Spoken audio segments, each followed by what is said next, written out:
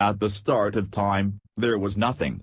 Suddenly, when absolutely nothing was happening, elements made from spice that reached up to 4,822,402,442 E plus 5 Scoville units formed to create what many would name the Cuntverse. For a while, there was barely any life in the Cuntverse, until one day on the planet the stuff a species was born. They were small little things and were made from that damn good chipotle you can't find in any chipotle shop. After a while, after these things gained more consciousness, they started to breed and created new fucked-up creatures such as weebzolids and blipshits. But above all, there was the mighty Daddy Chipotle. He was born from only the most quality chipotle. Some called him their god, others called him their daddy, and some called him the quality chipotle man.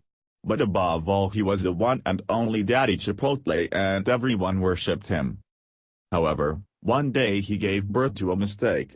It was a creature called Smelta. Smelta was nothing short of being a complete cunt. Unlike some of the other species of weebzolids, most were on the brink of extinction due to many battles between blipshits and weebzolids. He spent endless hours in front of shitty rendered anime, and he literally stuck his face in manga comics with glue. He would try and tell Daddy Chipotle to listen and free other weebzolids, but Daddy Chipotle wouldn't listen and locked him up in the Valve basement, the highest security prison. After spending a few hours in there, Smelta found out about games like CSGO, and, when Daddy Chipotle came to feed him some stale dog biscuits the next day, Smelta had become a complete Valve slut. Smelta escaped the prison and wasn't seen again by any of the folk living in Chipotle, the main country of the stuff. Smelta started a life in the wild and was only spotted a couple times by Chipotlean outsiders. After Smelta escaped Chipotle, the city started to fall.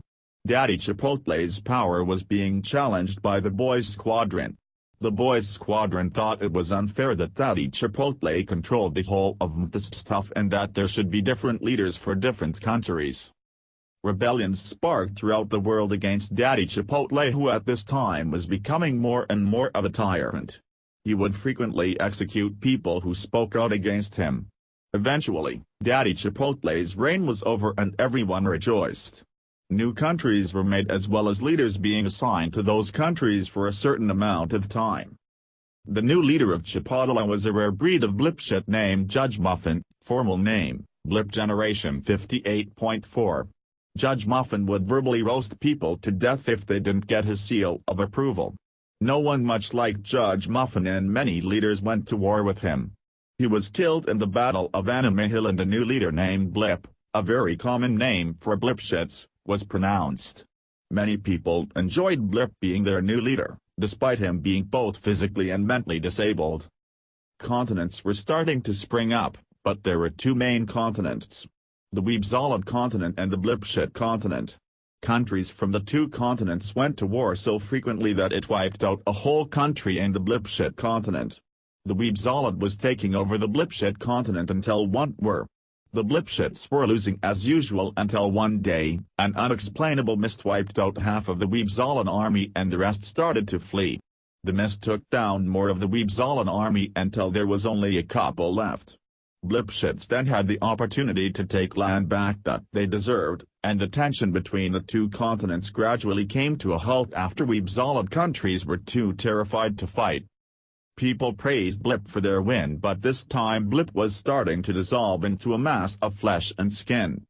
He had a rare disorder called bilitis. This happened when the belly button would start to suck up the body slowly and painfully. Blip's face was being sucked into the belly button and was pronounced dead in a matter of chiposeconds, about 10 minutes human time. Luckily, before his illness, he had two children named Mr. Freeze and Spicehog. Spicehog was elder son out of the two, so he gained power to the throne. However, Mr. Freeze was a cold-hearted trickster who would do anything to get his beloved, and slightly insane, brother off the throne. It was not long before Mr. Freeze invaded a country named Nicole and became their new leader. He was a cruel dictator that made his people suffer if they did not do as he said. Mr. Freeze declared war on Chipotle and took over more than a quarter of it. Chipotle was falling under hard times as Spicehog had many wars to deal with and had reached the point of poverty. Riots would take place in the city center because the city was getting too expensive to live in and was throwing out people who didn't matter anymore. Not long after the War of Rourke's Mountain, the war between Spicehog and Mr. Freeze, Spicehog shot himself with his scrap gun he had been working on. Mr. Freeze gleefully took the throne and nickel and became part of the Chipotle. However, Mr. Freeze was unhappy with the state of Chipotle and renamed it to the Chipotle Empire. The empire was becoming a better place to live in and houses and other things were now actually affordable. People were grateful for the Spicehog's death. He was a kind leader but was not fit for the throne. However, the new empire was rapidly changing for the worst. Mr. Freeze was angered by immigrants from other countries coming into the Chipotle Empire and using up resources, so he banned immigrants and executed the ones that refused to leave the empire. He would declare wars on countries almost weekly. He would bomb the other countries and record live executions of war prisoners. Riots were starting up again but quickly put to rest as Mr. Freeze would send out guards to execute them until one day, a group called the Rethrown Legion held a protest against Mr. Freeze. As usual, he sent guards out to kill them, but little did he know the Rethrown Legion were aware of his tactics. They were heavily armed and killed all of Mr. Freeze's guards. They took down and destroyed every piece of Mr. Freeze propaganda and exposed him for horrific acts. At this point, the Chipotle Empire was falling into a state of anarchy and the rest of the world hated the Chipotle Empire. However, one day, the Rethrown Legion captured Mr. Freeze and forced him to sign a document known as the New World Document. It consisted of rules that Mr. Freeze and every monarch yet to come had to follow or they would be put to death. Mr. Freeze reluctantly agreed and the Chipotle Empire was becoming an ideal place to live again. However, people were still suspicious about it. Although the Chipotle Empire had been through a lot, it wasn't the only struggling empire. Over in the Weebzolid continent in a country called the United Daisuke Land Squares, they were being continuously targeted by a blipshit country called that Negated Kingdom. Underground shelters had to be built since they kept on being bombed and gassed by the that Negated Kingdom. Unfortunately, the UDL did not have the sufficient funds and resource to fight back. More land was being taken by the DK until in one battle, a Weebzolid country called Hansha helped the UDL battle against the DK. After thousands of Chiposeconds, the UDL finally won the battle and started taking back their land and sending terrorist attacks to the DK. The blipshit continent was falling into poverty as the Weebzolid continent was taking power. Although the Weebzolids were almost 1,000 years behind technology-wise, they had one invention that would change the course of history, the manga press. This not only created best-selling manga, but was able to send detailed letters in both the Weebzolid and blipshit languages. However, the Weebzolids were unforgiving to the blipshits due to past wars and did not ship over the manga presses. Around this time, each continent had one continent leader. They would supervise every country in their continent and were the most powerful people in the world. The blipshit continent leader, named Lansley Chariot, was extremely angry and sent his most loyal warriors over to the Weebzolid continent and commit a mass genocide, as well as other chaos. This genocide was known as the Blipshit Genocide and was the largest genocide in this tough history, amassing over 5 quadrillion Weebzolid executions. The Weebzolids had lost over 3/4 of their population and had no choice but to ship over the manga presses. However, the war was not over. After half of the manga presses had been shipped over to the blipshit countries, the Weebzolid country called Janap blew up most of the blipshit ships coming to get the manga presses and hijacked the rest.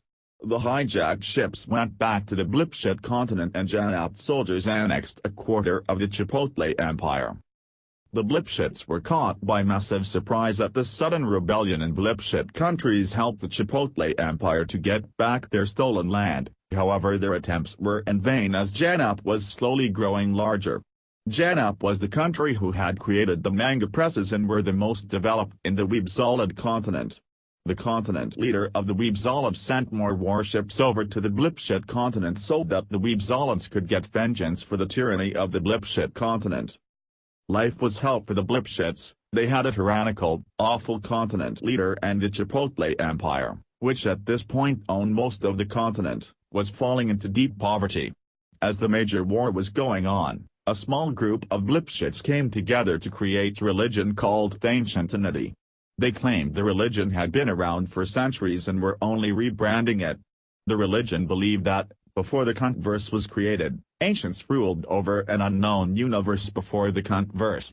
However, one day, the ancients had a disagreement about the future of the universe, and this sparked a war.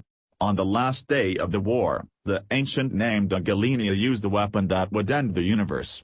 He realized his mistake and made peace with the other ancients at the last seconds of their universe. Then, as the weapon started, the ancients formed a circle and all smiled at once. The weapon formed a massive black hole and everything was sucked into it. The black hole couldn't take any more space and created a gigantic explosion, forming the Cuntverse. The Ancients, the believers of Ancient Entity, say that trinkets of the ancients are scattered around the Cuntverse, and if all are found it could reincarnate the ancients. The Ancients spread their beliefs and both Weebzolods and Blipshits joined the religion and, for once, the Weebzolods and Blipshits got along quite well.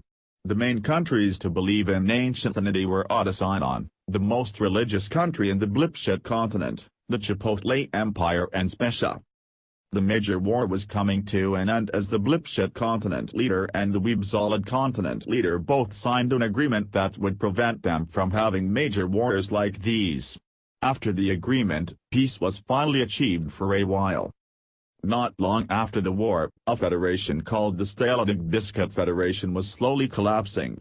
Countries owned by the federation were becoming agitated with every move it took and trying to escape it.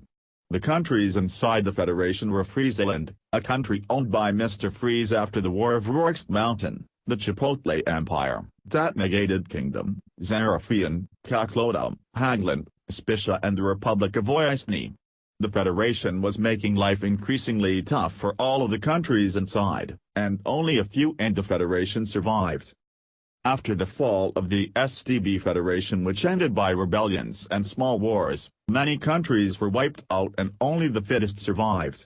Countries that were wiped out include Zarafian, Kaklodam, Friesland and half of the Chipotle Empire. The Blipshit continent was on the verge of ruin until, from an act of kindness, Weebzolod countries started to help out the Blipshit countries that were heavily affected. In return, the Blipshits gave them massive amounts of goods. People regretted the SDB Federation falling at first, but then realized it was for the best. Countries were now getting better stocks and were receiving more goods than before. The citizens of the Blipshit countries were now becoming healthier and happier. Some people weren't happy with the change though. They protested about traditions and old buildings that made up the Blipshit continent being overrun by a new society and generation. Ancient Entity was growing rapidly, with over half of the Blipshit and Weebzolod population in it. After all, it was entirely possible and the most believable one compared to other religions. However, some country leaders were unhappy with this new uprising and took it as a threat to their power. Country leaders who thought this formed an alliance and started hunting down ancients. Many would send their soldiers, who were strictly forbidden to worship gods, to execute their own citizens in the traditional way of burning them, and then, when they're on the brink of death, they would place the charred bodies in a coffin filled with gloopy custardine acid, an acid with the human pH levels of -50. Rebellions were in vain as the armies were merciless and anyone who spoke out were instantly put to death for treason. Ancients went from amassing over half of the Blipshit and Weebzolod population to only very small groups that were fleeing to more private areas. For a while, the country leaders and the citizens who weren't ancients and despised them rejoiced as they thought all of the ancients had been wiped out until one day, a person claimed to have seen a Galenia while he was hiding from soldiers raiding his village. At first no one but the ancients believed him until another person came out saying they saw the same thing. More and more people started seeing him. They claimed he told them that the genocide would be over soon. Ancients weren't as fearful now and joined up in groups, spreading the belief of ancientity. Once again, the population of ancientity grew, and like Galenius said, the genocide was pretty much over. Many were still skeptical about the situation but had to accept it. Technology was now slowly improving throughout the world. With the peace treaty between the two continents, it was now much easier to achieve things. Cunists, Cuntverse scientists, were creating one thing after another, such as vaccinations for diseases like colitis and schmilblios. However, out of all these creations stood one that would change the future. It was called the Krelib clock and made communicating much easier. Before the Krelib clock, people had to travel long journeys just to say a simple message, but now, with the Krelib clock, it would only take 20 seconds to communicate with someone from another continent. Some leaders weren't completely happy with this because they thought that countries would be able to communicate easily about planning wars on other countries and would build secret alliances, so some banned it. However, years after the invention, everyone's dread came a reality. Before the fall of Friesland, Mr. Fries knew the end was coming, so he found a bit of unclaimed land and escorted his best citizens to the colony. No one knew about this colony, but now the Friesland colony were making a move. They were ready to declare war. However, this war wouldn't resolve in thousands dying, it would resolve in millions dead after every person who experienced their secret weapon burned to death. This secret weapon was the diss track. The Friesland colony, also known as the Frozen Upton, had spent years trying out new equipment, until they discovered the worst form of death was words that rhymed. They launched their first attack at Chipotle. At this time Chipotle Empire was renamed to Chipotle again, calling out the citizens for being mentally handicapped and the leaders not being able to do shit. This resulted in 3 million citizens dead, and the leader at the time, Rupert the Rachel Rinpetson, a very popular name, suffered severe burns and had to be immediately treated. Just as everything started going downhill, a rapper from Chipotle called Young Cyclops responded to the Friesland colony with a diss track. This gave him a lot of fame in a short amount of time and was encouraged to make more Friesland diss tracks. The rappers of Chipotle, including Young Cyclops, formed together and decided to create an ultimate diss track. However, Frozen Upton weren't going to stop at one diss track. While the rappers of Chipotle were making their diss track, Frozen Upton rappers were producing multiple tracks and firing them, causing severe damage. Then, just as everything was starting to fall apart, the Chipotle rappers performed their ultimate diss track. Half of the Frozen Upton population had been wiped out upon hearing the diss track. Eventually, Frozen Upton had only one choice: surrender. Half their population had been wiped out and all the rappers had resigned because of the damage to their careers. This made it easy for Chipotle to invade and annex the Frozen Upton land and call it a Chipotlean colony. The Friesland legacy had been wiped out for good. As Chipotle were in the process of claiming the Frozen Upton land, they spotted a strange shape in a wooded area in Frozen Upton. A Chipotlean soldier took a photo using a Krelib clock advance, the successor to the Krelib clock, and sent it to the Cunists in hope of an answer. After weeks of investigating, the Cunists came to the conclusion that it was almost identical to Smelta, Daddy Chipotle's son.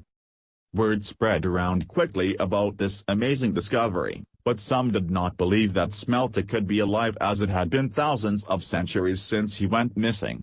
However, he was spotted again as a curious tribe of Lipschitz and Weebzolids were roaming the wood. The tribe captured him and turned him into the local Cunists who studied Smelta and eventually came to the conclusion that he was the one and only. Weebzolids were in charge of trying to communicate with Smelta, but it seemed that his vocal cords had stopped working for a long while.